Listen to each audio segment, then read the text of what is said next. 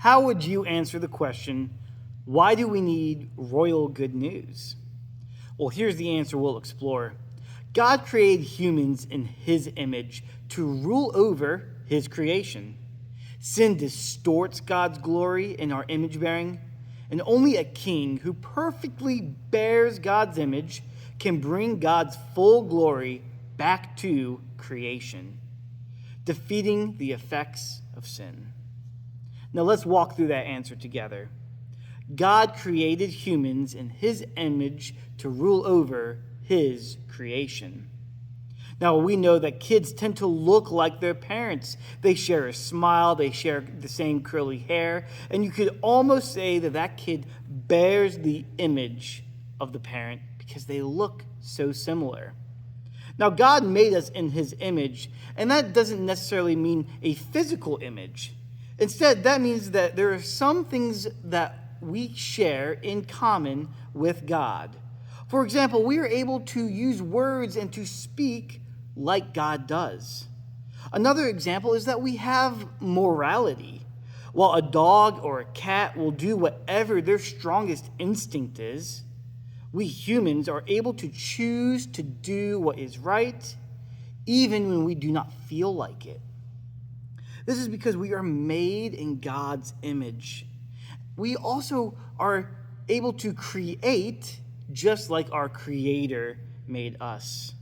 So in Genesis 1:26, God says this, "Let us make mankind in our image, in our likeness, so that they may rule over the fish in the sea and the birds in the sky, over the livestock and all the wild animals, and over all the creatures that move along the ground."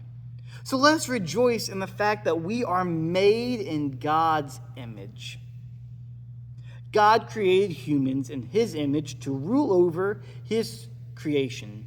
Sin distorted God's glory in our image bearing. Do you ever feel like a work of art?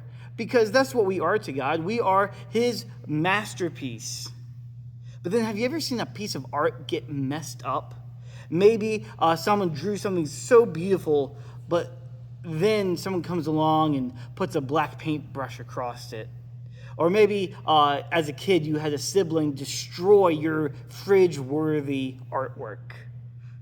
In the same way, God made us in his image. But when we sin, it's kind of like this work of art that he has made gets drawn over. Sin messes up our ability to bear God's image. As our answer says, sin distorts God's glory in our image bearing. God created humans in his image to rule over his creation. Sin distorted God's glory in our image bearing, and only a king who perfectly bears God's image. Let's talk about that. The bad news is that we were meant to bear God's image and rule over his creation, but sin has messed us up. The good news is that Jesus came from heaven bearing God's image perfectly. Jesus is the king who perfectly bears God's image, and because of this, Jesus is the one we should look to when we're wondering what humans are supposed to be like. He demonstrates how we are to speak, how we are supposed to behave morally, and how it is that we reflect being a creation of a perfect creator. God created humans in his image to rule over his creation. Sin distorts God's glory in our image bearing, and only a king who perfectly bears God's image can bring God's full glory back to creation.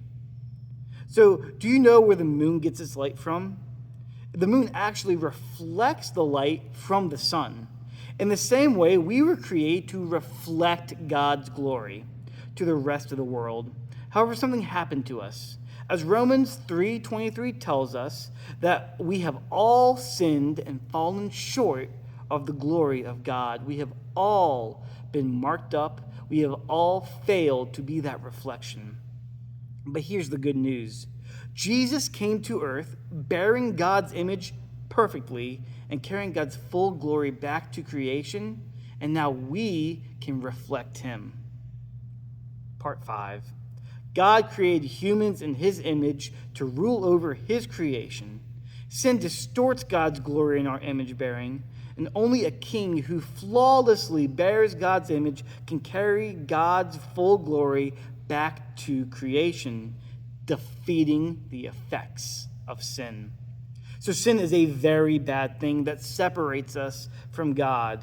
And that's exactly what sin is. It is the bad things we choose even though we know better, and they separate us from our Creator. Sin messes everything up. The first time that humans sinned, 3 terrible things happened. First, the humans suddenly felt ashamed and were afraid. So we can call that the personal effects of sin. It affects all of us individually and personally. It builds shame and separates us from God and each other. And that leads us to our second effect of sin. The humans started to blame each other, and they even blamed God as well for what had happened to them. So we can call that the social effect of sin, and it affects our relationships. And then third, from then on, the world would be a harder place to live in. People wouldn't live forever. They would die eventually. Work would be hard, and childbirth would be painful. And we can call that the cosmic effect of sin, because sin affects the whole world, the whole universe even. But here's the good news. Jesus came to defeat all 3 effects of this sin: personal, social, and cosmic. Jesus takes away our sin so that we are forgiven and no longer have to feel ashamed.